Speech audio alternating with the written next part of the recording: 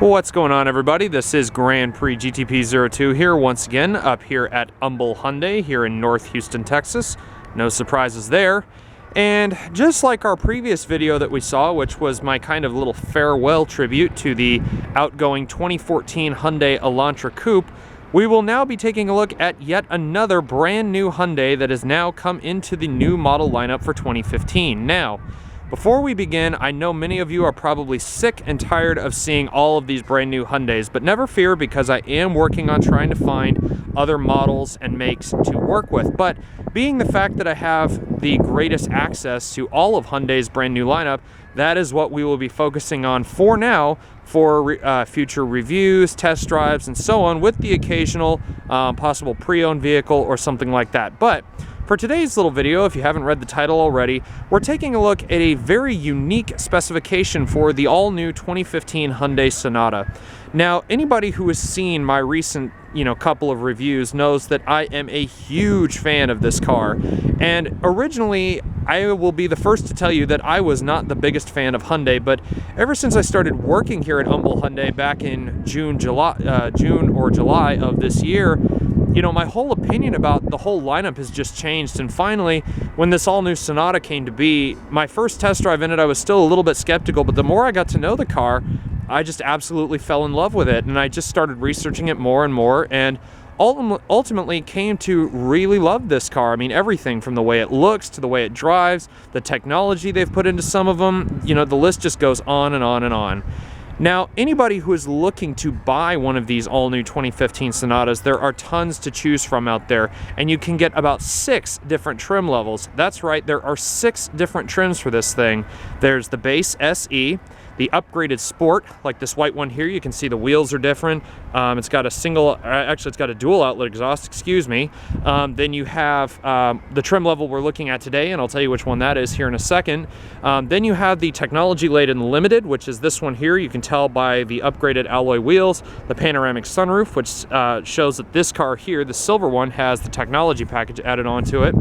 And then you have the very sporty and very driver-focused Sport 2.0 Turbo, which is like that brown one way over there. You can tell the wheels are different. It's got a quad outlet exhaust on it, that 2-liter turbocharged 4-cylinder with about 250 horsepower and 260 pound-feet of torque. And then also you have the Sonata Hybrid. Now, the strange thing is that the Sonata Hybrid actually does not look like any of these cars. It actually carries over the previous generation's design, which lasted from 2011 and up. But today, we're actually looking at the sort of oddball of the Sonata family, because although it may look like a more basic car, it debuts some of Hyundai's newest technology. And this is the Sonata in question. Now, yes, you can see from the exterior, for those of you who know this car pretty well, that with those 16-inch alloy wheels, the LED daytime running lights, the standard projector headlights, and so on, that this car pretty much looks like your standard, ordinary, everyday Hyundai Sonata SE, when in fact, this car, in one form or another, is probably the most advanced Sonata of the entire bunch. I mean, yes, the 2.0 Turbo's engine has been revised and the interior has been completely redone and so on, but what you're looking at here is the 2015 Hyundai Sonata Eco. Now, the Eco was Hyundai's kind of aim to make a non-hybrid version, kind of super fuel-efficient version of their popular mid-size sedan. Now, if the fuel economy numbers are anywhere near correct, because many of us know about the rather large lawsuit that Hyundai is undergoing from the EPA and so on, about their overestimated fuel economy numbers. If the numbers on this car are anywhere near correct at 28 city, 38 highway, that pretty much puts it on par with the standardized Nissan Altima 2.5, the 4-cylinder Toyota Camry, and the 4-cylinder Honda Accord. And basically, it's become this huge fuel economy game when it comes to the mid-size sedan market. Now, don't get me wrong, the Sonata still can hold its own. It's got the best-in-class interior room, and I can definitely tell you that that is correct, because I have sat in this thing, and although it looks low to the ground, although it looks a little bit smaller than the previous generation, when in fact it's about the same size as the previous generation, that the interior feels much more vast than that of the outgoing generation. As a matter of fact, it almost feels as big as a Hyundai Azera or a Hyundai Genesis, and I'm not kidding when I say that. But most people are probably looking at this thing going, why would I buy a Sonata Eco compared to a Sonata SE? They almost get the exact same fuel economy estimates. The SE in its most basic form will get 25 city, 37 highway. This one is 28 city, 38 highway. So you're only getting about 1 mile per gallon better on the highway and a few miles per gallon more in the city. Now, really where all the money has gone is under the hood, and I'll show you the engine and everything here in a minute, but to kind of give you an overview, this car's engine bay and its transmission tunnel house two of Hyundai's newest pieces of technology. Under the hood, it's not really anything new, but it is the 1.6 liter gasoline direct fuel injected twin cam 16 valve turbocharged and intercooled inline 4-cylinder. Now, while that may sound like a mouthful, to put that in plain English, it's basically the same motor that is in the Hyundai Veloster Turbo and Hyundai Veloster R-Spec. The naturally aspirated version of this can also be found in the Hyundai Accent, hence the reason this car gets such good fuel economy numbers. And the Eco only weighs about, I think it weighs about 3,200 pounds, which is actually 300 pounds lighter than the Hyundai Genesis Coupe 3.8 Ultimate. And I'm not joking, but then again, that's a big V6 coupe, and we're not going to talk about that. And then leading from the engine to the gear shifter, right to the right of the steering wheel, is Hyundai's new, or newly revised, I should say, 7-speed EcoShift dual clutch automatic transmission. And if the driving video that many of you may have seen on my personal Facebook does this car any justice, I mean, the shifts are just lightning fast. I mean, it's not the best in the business. The kind of benchmark is, you know, VW and Audi technology and all that kind of stuff. But don't get me wrong, for a car that costs the good part of 30 grand, this thing has some pretty impressive technology in it. Now, the one you're looking at here, this is the Sonata Eco with the optional technology package in it. Now, from the outside, you can see that really nothing kind of gives off the fact that this car has the technology package in it. However, there are some rather interesting features. The taillights, unfortunately, are not LEDs. These are just the standard halogen ones. It's not like, I'll show you on the Sonata Limited here, it's not a full rake of LEDs like this one here, but nevertheless, I love the back end of this car. I love the way it looks. It really has that presence that doesn't make it look like an airport rental car. Now, sadly, this one does not have any dual exhaust, and that's kind of another hint that this car looks just like that of a regular Sonata SE. It just has the single trapezoidal exhaust tip here at the back. Now, like I said before, this thing rides on 16-inch aluminum alloy wheels wrapped in Hankook Kenergy, I think that's how you pronounce it, summer tires. And again, these are kind of the fuel-efficient tires, if you will. But one of the things you can notice from the exterior of this car is the fact that it has the proximity key built into it. It's a part of the technology package. This car with the proximity key also includes the smart trunk access. So basically how it works, you just have the key fob with you, you walk up to the back end of the vehicle, and assuming the car's been locked for more than 15 seconds, the trunk should open. So let's see if we can actually access that. You can hear it chimes a few times, then the trunk automatically pops. Just like that. Now, most people would say that that's just a gimmick because, yeah, you can walk up to the back of the car, unlock it or whatever, you know, and then as you can see, it's even going off again. So it can be a little bit of a nuisance, but nevertheless, I mean, it is a very smart piece of technology. So from the outside, the only things you can tell that this car has a tech package is the hands-free trunk access and the proximity key. Now, speaking of the proximity key system, here you can see this is the key to the car. This is their newly sculpted proximity key. It's not that big fat one like you had before. But anyways, just go ahead and unlock the car. Very simple to use. You can use the buttons on the doors or you can use the remote. Either or works. For gaining entry into the vehicle, just have the key fob with you. And as you can see, we just opened it. Hit the button once, lock it. 1 beep locks it, hit it again, and 2 beeps opens the rest of it. Now, you can actually hit the button twice in a rapid succession, and the first set of chimes will unlock only the driver's door. You hit it again, and it unlocks all 4 of the doors simultaneously. Now, this one here is finished in a beautiful phantom black metallic, sporting the full premium gray perforated leather interior. Now, the interior of this Sonata Eco is really where you start to see evidence of the technology package. Now, unlike the Sonata Limited, you do not get a panoramic sunroof or anything like that with the technology package, but you do get the leather upholstered seats, so that is a upgraded bonus. You have the navigation in the center console. That's the SD card-based navigation. I believe that's an 8-inch touchscreen display. You have all sorts of black piano veneer accents, like you can see it shimmering up there on top of the shifter. And then down here on the door, this one has the Dimension premium audio system as a part of the tech package. And also you have this beautiful polished wood veneer trim. It comes in several different colors, depending on which Sonata you pick. You can also have an aluminum trim up here on the door as well. You've got automatic up, down, driver, and passenger windows. The rest of your windows, window locks, power door locks, and proximity key or standard keyless entry. And then you also have your power mirror controls.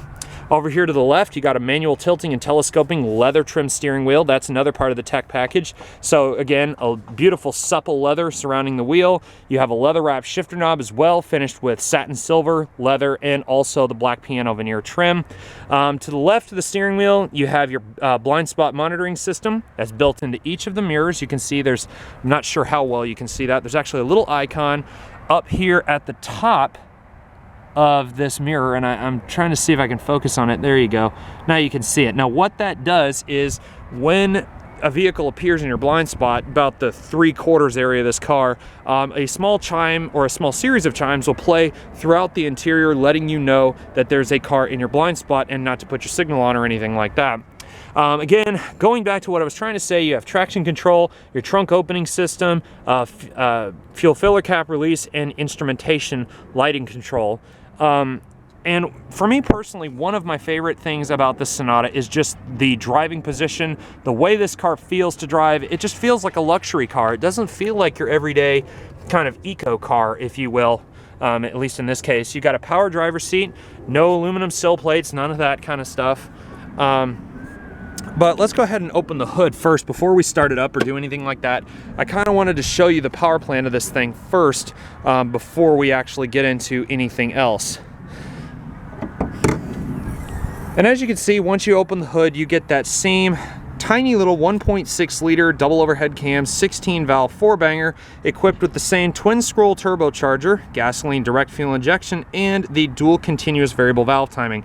Now you can actually pull this little valve cover off if you want to see the engine itself, and it's really not that hard. You just give it a good firm tug and it pops right up, as you can see, revealing all the inner workings of the engine. And they all just snap in with these little plugs right here, and as you can see, give it a firm push and it all snaps right back into place. So if you ever want to look underneath all the plastic stuff that they've put into this car, that's where you look. Now, this car produces 178 horsepower and 195 pound-feet of torque, so it is not as powerful as the Veloster Turbo. However, at the same time, being the fact that this car only weighs 3,200 pounds, it's still good for some pretty impressive fuel economy.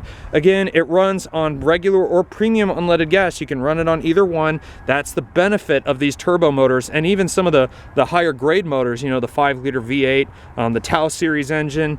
All these different motors, you can run them on 93 octane gas, which is the highest grade you can get here in the US. It's not race gas. Or you can run it on 87 octane, which is our regular unleaded. And it will vary the fuel economy a little bit, and it will also vary the horsepower. But if you want the most for your money, put some 93 octane in it. That's how you're going to get the most power out of these. Now again, I mean, the car doesn't sound tinny. That's the funny part about it. I mean, you can shut this door right here, and it closes with this big thunk. It doesn't sound tinny or rattly like an older Hyundai like you might think. Now once you actually step inside of this thing, of course you get that little chime when you close the door, which it doesn't want to do it in this case, but nevertheless, actually I think I can get it to do it. What you have to do is make sure that the car is unlocked. So okay, you can hear it does that. Then you open the door, close it. Now you can actually turn that little sound off. There's a little infotainment display right here, as you can see, located inside of the electroluminescent gauges. And what that does, you can go through the controls here on the right-hand side of your steering wheel. This little tab here will change everything. And you just push OK, and you can turn off things such, you can actually turn off the smart trunk access that we saw earlier. And you can also turn off that little welcome chime if for some reason it gets to be too much of an annoyance. Sitting inside of this thing, again, it's just such a wonderful place to be. Everything here in the center console, there's not too many buttons to look at. It's not too hard to understand. You even get heated seats for both the driver and passenger. You don't get heated and cooled, you just get heated. That's kind of the way it is. It surprisingly does not have Hyundai's clean air, air purifier and ionizer, but nevertheless, everything here is very, very easily laid out. Again, the navigation is SD card based, so you can see the slot for that card up here. It has Bluetooth, XM satellite radio, again, the Dimension premium audio system, hands-free Bluetooth, well, I just kind of said that, but voice command, radio controls, all of that here on the steering wheel. And again, up top, no sunroof, no anything like that, but you do have your map lights, you know, standard stuff, what you would think of. Sunglasses holders, illuminated vanity mirrors, as you can see. And everything in here just feels basic, but at the same time, it's very, very easy to understand, especially when considering all of the tech that's thrown into this thing. Now, last but not least, let's go ahead and fire this thing up. And when you start it, you would normally expect to hear somewhat of a purr, somewhat of a very, you know, a very kind of manly, if you will, kind of sound. But once you fire the engine up, okay, foot on the brake, hit the button to go. Again, you kind of hear the same startup sound of the Hyundai Accent and the Hyundai Veloster. Now, that's not such a bad thing, although some people kind of criticize it sounding like a lawnmower, but when you rev it, it is a little slow to respond, but nevertheless, it is still quite an economy force of nature. Now, this car is low on gas, so it asks if you want to search for a nearby gas station. Nope, because we're not driving anywhere. The navigation display, very easy to understand, very wonderful. The Dimension audio system, this is awesome. It just sounds so good.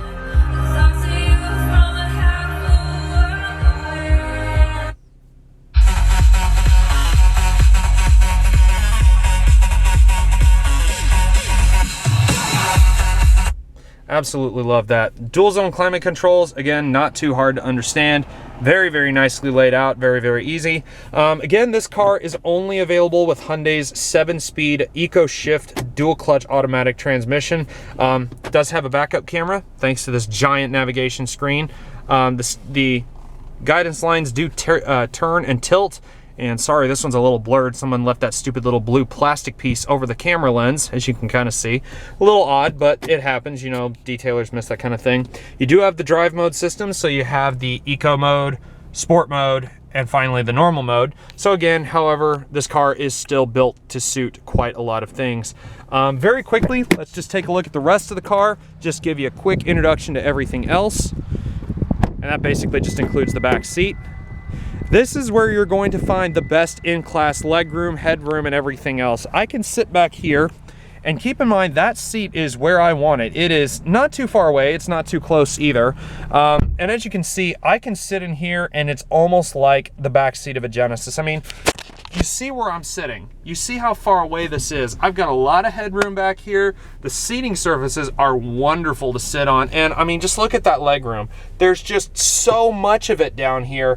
Again, it feels like I'm in an Equus or a Genesis. I mean, the seating is wonderful.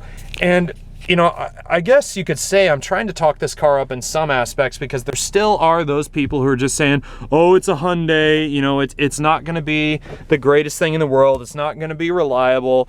But the funny thing is although this car has an all-new design outside and inside, I mean, it really is still proven technology underneath. I mean, the Eco Shift Automatic has been around. It's been in the Veloster Reflex and in the standard Veloster for a while. It's also... There goes that stupid chime. It's also, you know, the 1.6 turbo, it's been in the Veloster Turbo for a few years now. So again, this technology is still being kind of broken in a little bit, but it's not the worst thing in the world. Again, up top, no sunroof, no anything like that. But definitely one of... Golly, I hate that chime. That's one thing about Hyundai I don't like, is the fact that they give you this huge long chime that lets you know, hey, the keys exited the car. It's kind of like, yeah, no duh, I know that. I just walked out and I know the key fob's with me. But, I mean, when you look at this car, what I see is improvement. I mean, anybody who has known the 2011 to 2014 Sonata has probably said, oh, I just wish they would improve it in so many ways. And I can definitely say that they have. And one thing that is catching my eye immediately, I don't know how well you can see it, but there is a lot of metallic in that paintwork. There's a lot of metallic in there. And I do apologize that this video has gone on for so long, but there is just so much to cover about this new car. I may do a separate driving video with this vehicle, maybe this particular one here, because it does have all the toys in it. But nevertheless, guys, just wanted to give you a somewhat brief kind of captionized overview of the all-new 2015 Hyundai Sonata Eco. Now, again, stay tuned for many more of these reviews to come. You know, I'm not going to be doing full reviews on every single trim of every single car to come out. Expect more of these kind of brief overviews of cars like this, and do stay tuned for many more of these in the future. Till then, guys, I want to thank Umbel Hyundai for allowing me permission to film this car, and also I want to thank all of you for tuning in for this brief look at the all-new 2015 Hyundai Sonata Eco. Till then, guys, this has been Grand Prix GTP 02, and I hope you guys have a great day. Take care, everybody.